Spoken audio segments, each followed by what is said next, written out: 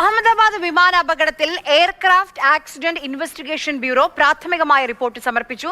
2 പേജുള്ള റിപ്പോർട്ടാണ് കേന്ദ്ര വ്യോമയാന മന്ത്രാലയത്തിന് കൈമാറിയിട്ടുള്ളത്.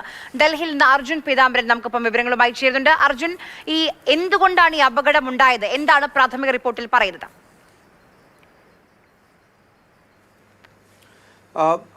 ഇപ്പോഴും ഈ റിപ്പോർട്ടിൽ എന്തൊക്കെയാണ് വിശദാംശങ്ങൾ എന്ന കാര്യം പുറത്തുവിട്ടിട്ടില്ല. അത് വ്യോമയാന മന്ത്രാലയം പുറത്തുവിട്ടിട്ടില്ല. മറിച്ച് ഈ റിപ്പോർട്ട് സമർപ്പിച്ചിരുന്ന എയർക്രാഫ്റ്റ് ആക്സിഡന്റ് ഇൻവെസ്റ്റിഗേഷൻ ബ്യൂറോയും പുറത്തുവിട്ടിട്ടില്ല.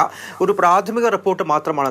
അതായത് എന്തൊക്കെ കാരണങ്ങളാണ് ഉണ്ടായിരിക്കുക എന്നുള്ളതിനെ സംബന്ധിച്ച് യഥാർത്ഥ കാരണം കണ്ടുപിടിക്കാൻ കുറച്ചുകൂടി എളുപ്പത്തിൽ കാര്യങ്ങൾ മനസ്സിലാക്കാൻ സാധിക്കുന്ന വിശദാംശങ്ങൾ ഈ റിപ്പോർട്ടിലുണ്ട് എന്നുള്ള കാര്യം തന്നെയാണ് മനസ്സിലാക്കാൻ സാധിക്കുന്നത്. പ്രധാനമായിട്ടും സൈറ്റിൽ, അതായത് ഈ വിമാനം അപകടം സംഭവിച്ച് ആ സൈറ്റിൽ നടത്തിയിട്ടുള്ള ഈ AAIBയുടെ പരിശോധനയുടെ വിശദാംശങ്ങളാണ് നിലവിൽ ഈ 2 പേജുള്ള റിപ്പോർട്ടിൽ കൂടുതലായിട്ടും ഉള്ളത് എന്നുള്ള കാര്യം നിലവിൽ മനസ്സിലാക്കുന്നു. ഒപ്പം തന്നെ ആ സമയത്ത് ഈ വിമാനം ടേക്ക് ഓഫ് ചെയ്ത സമയത്തുണ്ടായിരുന്ന വിമാനത്താവളത്തിൻ്റെ സമീപത്തെ കണ്ടീഷൻസ്, അതായത് കാലാവസ്ഥ അടക്കമുള്ള കാര്യങ്ങളും എന്തൊക്കെ തരത്തിൽ ഈ വിമാനം അപകടത്തിലേക്ക് പോയേക്കാം തുടങ്ങിയിട്ടുള്ള കാര്യങ്ങളുടെ ഒരു പ്രാഥമികമായിട്ടുള്ള വിവരങ്ങൾ അടങ്ങിയിട്ടുള്ള കാര്യങ്ങളാണ് 2 പേജുള്ള ഈ റിപ്പോർട്ടിലുള്ളത്.